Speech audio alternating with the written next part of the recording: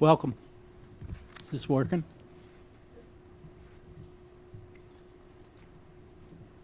I want to introduce Yarmmo as the Sabres' next GM. Starting in the fall of '24, the Sabres organization, including some outside consultants and our management, performed this analysis to bring in a senior advisor to assist our hockey organization.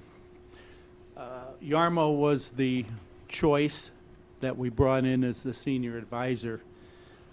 Over the last 7 months, he has shown to me that he is capable of leading our organization into the future.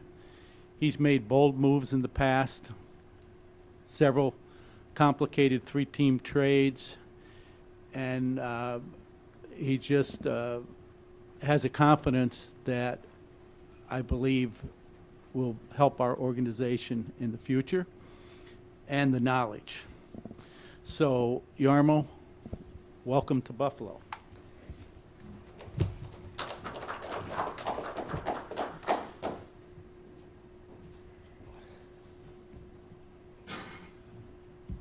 Good morning. I want to thank the Pegula family for having the trust in me. I'm honored and humbled to be the general manager of the Buffalo Sabres. In this time that I've spent here, and I've spent the most of the fall in Buffalo already, I've seen the passion of the hockey fans in this city, and it's great. I love the game of hockey. That's the reason why I've been in hockey all my life, whether it was as a player or as a scout or as a manager. I've been part of the NHL teams for 30 years now, and I wouldn't change a day. It's been great, but to see the passion of the fans here is something that actually reminds me a little bit of my home country, Finland, because with the 5.5 million people that we have, hockey is by far the biggest sport, and there's a lot of passion for it. So thank you, Pegula family, for bringing me here as the new GM. I appreciate it. I also want to thank Kevin Adams for everything that he did for the Buffalo Sabres. He poured his heart and soul into this organization. I witnessed it every day here. And he brought in a lot of talent, a lot of skill into this team, and you could see that on the ice, so we can't thank him enough. He's a great hockey guy, but he's also a better person, and that's one of the reasons why I came here, because at this stage of my career, I really want to work with good people, and he's a great one of the real good guys that I've met through my years in the business.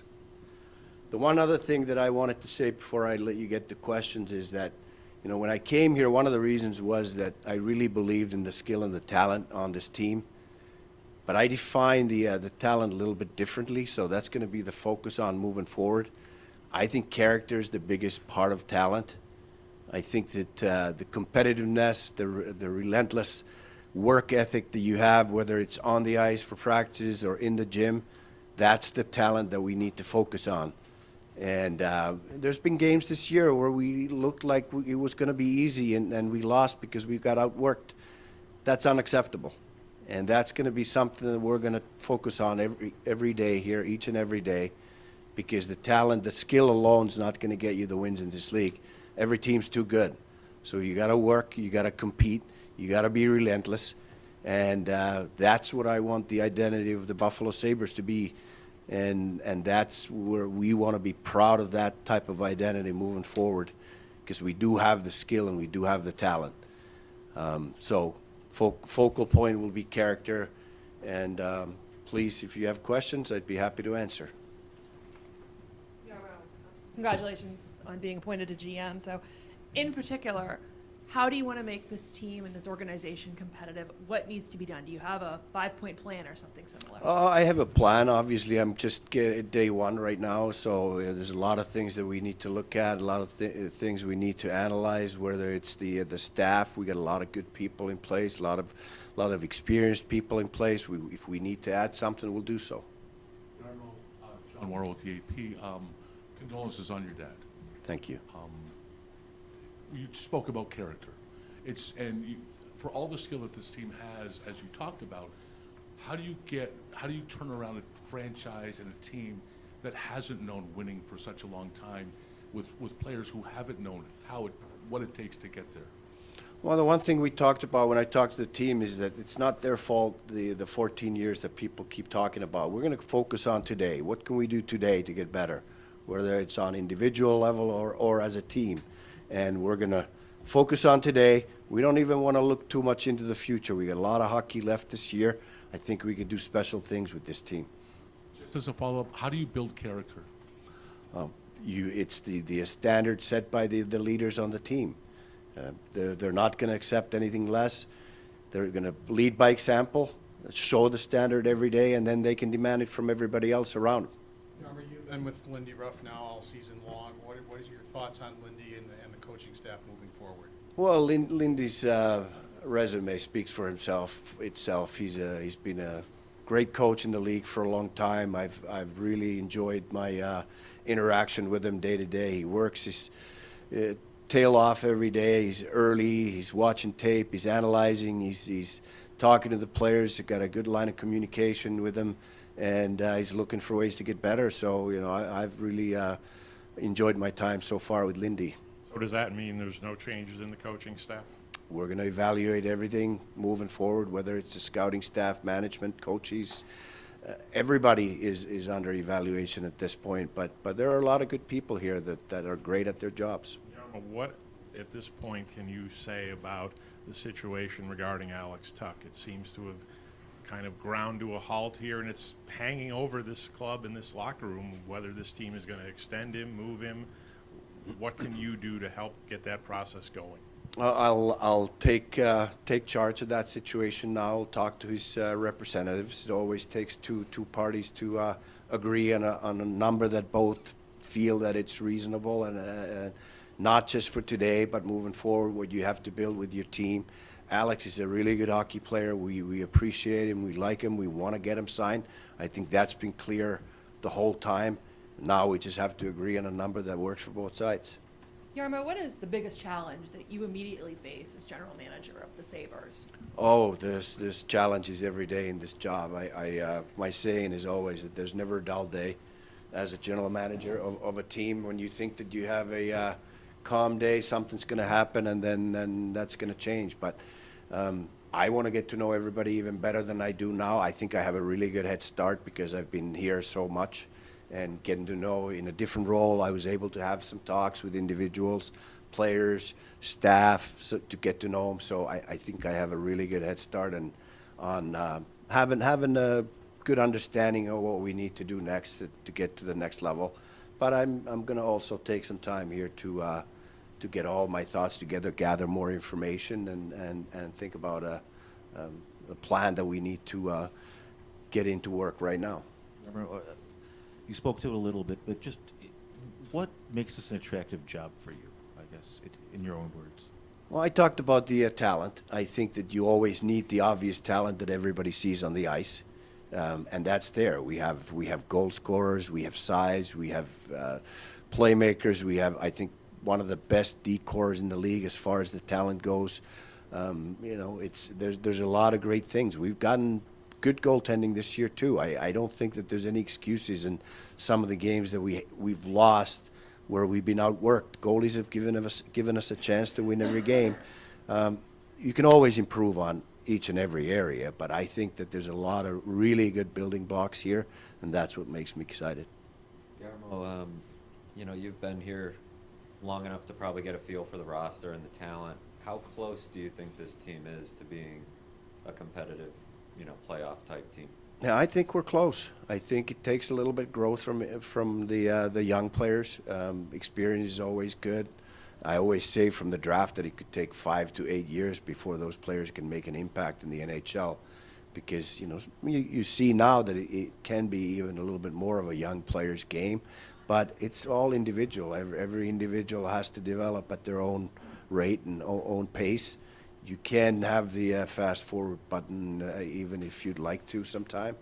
You need to just let them take their time to get comfortable, confident in this league, and they can then make an impact. But I think there are a lot of good pieces here. I think we're we're very close. I firmly believe we can make the playoffs this year.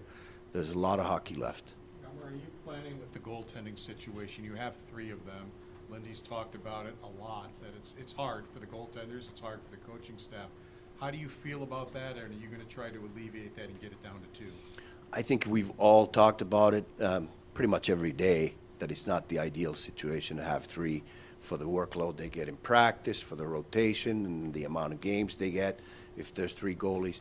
But we also picked up Ellis for a reason, because we felt that there was upside there to become a real good NHL goalie. And we had a little bit of an injury situation back then that we needed to protect ourselves depth-wise. So now we're probably to a point where we're going to have to start making decisions to get down to a 2-goalie rotation. That's good for the 2 goalies that remain here, but we're going to look at the situation, and right now Ellis is hurt, so we got 2 goalies here and 2 goalies ready to win games. Yarmmo, what is your- when it comes to your history with the Blue Jackets, you were known for being very aggressive, fearless in some ways. What did you learn from that experience, those times, and do you plan to maintain, how you worked that approach? One of my life's philosophies is that don't be afraid to make a mistake, and that's something that I always relate to the players too. We got to play free. We got to play without fear of failure. I apply that to myself in work too. Whatever it takes to make our team better, we're going to do. We're not going to be afraid of making a mistake. And from my time with the Blue Jackets, I can tell you one thing, that it's great to make the playoffs, but we're not just here to make the playoffs. We're here to try to build a championship team. You make the playoffs, you're happy for 8 to 14 days if you lose in the first round. If you win the first round like we did there once, then you're happy for 14 to 20 to 28 days, and then you're miserable. And I think that even if you get to the final but lose, that would be the most disappointing thing ever, for me at least personally. Winning the Cup's the goal. I think every team in this league is here for the same goal, and that's the goal that we have with the Buffalo Sabres. Obviously, you got to make the playoffs first to be able to even compete for that, but I can assure you that we made the playoffs 5 times in the 10 full seasons that I was there. The most miserable I was during the year was the game that eliminated us from the playoffs. Yarmmo, what is your philosophy on trades? Well, trades are a little bit complicated these days with the cap and all that. I think that everybody wants to make their team better, wants to make their mix better. You got to find a partner that has the same or opposite needs, that the deal you're going to do is going to fit their plan for the future. But I'm always looking for a fair deal where both teams can benefit from it. But it's something that we do here every day. We're going to think about things that, how can we make our team better? What can we do today to make our team better? That's the attitude I expect in the locker room from the individuals. That's the attitude I expect from the staff.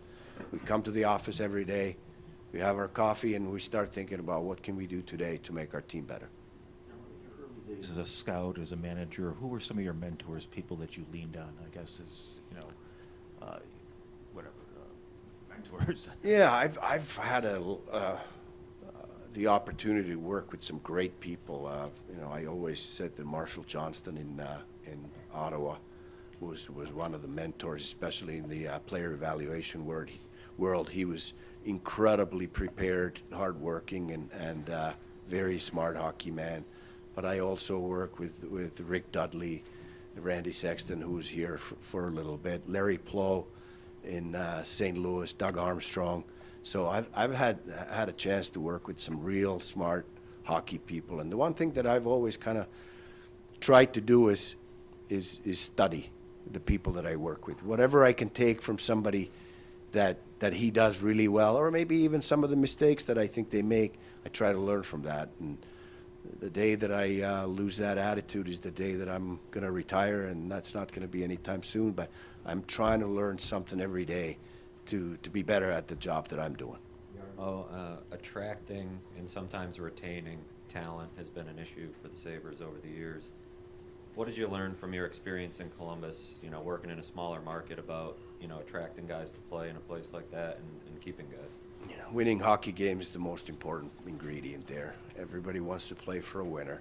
You got to win hockey games, and then in the background, we can be very detail oriented in making sure that we do everything that we can. Terry and I had a lot of conversations about this over the weekend. He's going to give us every resource so that we can eliminate all the excuses out there to make it such a great place for the players that they want to come here. But winning is the first ingredient that you have to have. So that's one thing we're going to need to focus on. But Terry's given me full autonomy to run the hockey department. We can spend to the cap. We have every resource available for us that we need to make this team better, make it more attractive for the guys to stay or attract free agents. So that's all I can ask for as a general manager. Yarmmo, certainly it's an area where, Terry would be involved in the decision as well, but in your past, you've worked in a structure with the president of hockey operations. Would you like to see another hockey person come in here, and how is this going to work in terms of you reporting to Terry, or do you expect to talk to him about getting another, hockey name in here? As I said, we're going to evaluate the staff and see what kind of structure works for us. I like the way it is set up now. I'll work with Pete Gwelly he's in charge of the business side. I'm in charge of the hockey side. I think we have some experienced people on the staff. If we need more experience, we're going to bring it in. Terry, obviously, he owns the team, so he can ask me questions, but he's given me 100% assurance that I'll run the hockey team, hockey department, I'll make the decisions. But he owns the team, so if he wants to ask questions, I will be answering the questions and do my best to keep him always up to date on what's going on. Were you involved in the discussions about Quinn Hughes, or was that a Kevin thing, or how did that work? This is my first day on the job. I just arrived back from Finland, attending to my father, and this was quite a roller coaster of emotions for me this weekend. So I'm just starting today. You weren't even privy to those conversations? No. You spoke earlier about your message to the team as it relates to the 14-year playoff drought and it not necessarily being their fault. What's your message to the fans who have experienced that drought and the fact that they view your appointment as GM maybe as hope that drought might eventually come to an end? Yeah. I mean, they have every right to be frustrated, but we're going to move forward. As I said, look at today. What can we do today to get better, to get the team there in the future? And I understand it. You got to make the playoffs to get the chance to compete for the Stanley Cup, and that speaks for the passion of the fans in Buffalo, and we all appreciate it. So we're going to work our tails off to get the team to a level where we're going to have that. We've earned the spot in the playoffs and have that ability to compete for the ultimate prize. Yarmmo, you've mentioned several times about needing to evaluate things. What is your timeline on evaluating things? Is this something that could happen in the foreseeable future with your evaluations, or would this be something you would wait until the end of the season? As I said, I have a pretty good head start with being here for 7 months and being very closely with the team for basically the whole fall. So I have some things in mind that might happen sooner rather than later, and then there's going to be some things that we need to evaluate a little bit longer, and we're going to take all the time we need to make those decisions. Do you plan to address the players tomorrow or in the coming days? I already did. Yeah. When did you talk to them today? Yeah, I talked to him today. Some of the same things that I just talked to you about, character being an important part of the talent evaluation. I always want to, if I have something to say in the media about the players or the team, I want to make sure that I talk to the players and the team first.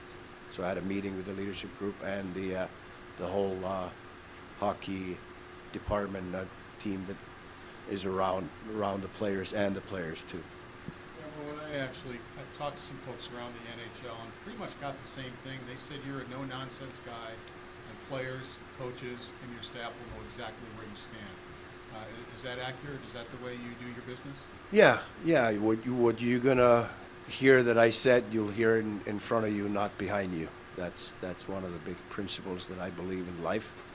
If I don't have the guts to say it to your face, then don't say it at all. When you address the leadership group, and how do you go about convincing them that this is change? Because some of those guys have gone through a lot of changes and nothing's really changed when it comes to the standings. How do you go about convincing them that this is the path forward? Well, I think the trust always needs to be earned, so I'm going to start working with that and working with the players every day to earn their trust, and that's going to come with consistency of the message. So we're going to work on it every day. Start it today. I know you mentioned you view talent a little bit differently, maybe, than, you know, just skill. Who do you view as kind of the core of this team going forward? Oh, there's a lot of core players. I'm not going to start naming them here. They know who they are. Those are the guys that I met first before I met with the whole team. They're leaders for a reason. They've earned their, whether it's a letter or just the position in that leadership group. They're in there for a reason, but they're the important guys that really have to show the example and set the standard every day for the rest of the guys.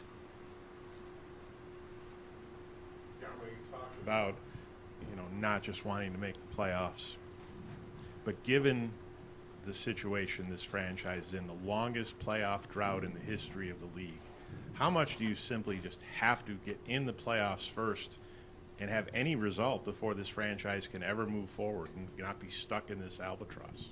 Yeah. Well, I told the players to forget about the 14-year thing that kind of hanging out like a cloud, black cloud, around the team, and I'm going to do the same thing. We're not going to sacrifice the ultimate goal for the sake of making the playoffs and then not having any sustainability for our goal and as a team to take the next step and having the opportunity and chance to compete for the Stanley Cup. So no, we're not going to do that, and so we're gonna have a plan, and the plan is going to be to win the Stanley Cup, and we're not going to take any shortcuts to try to just make the playoffs to you know, end the drought. And you've seen around the league too, there were teams that made the playoffs I don't know how many years in a row. I'm not going to start naming them. You know who I'm talking about, and then it's going to take a long time when you realize, and I realized in my previous job, that the core that we had left after we lost a few players was we weren't going to have a chance to compete for the Stanley Cup. Then you have to go through a rebuild, and it takes a long time. It takes a lot longer than anybody wants it to take, and you know we're way past that now. We have some really good core pieces here. We're close.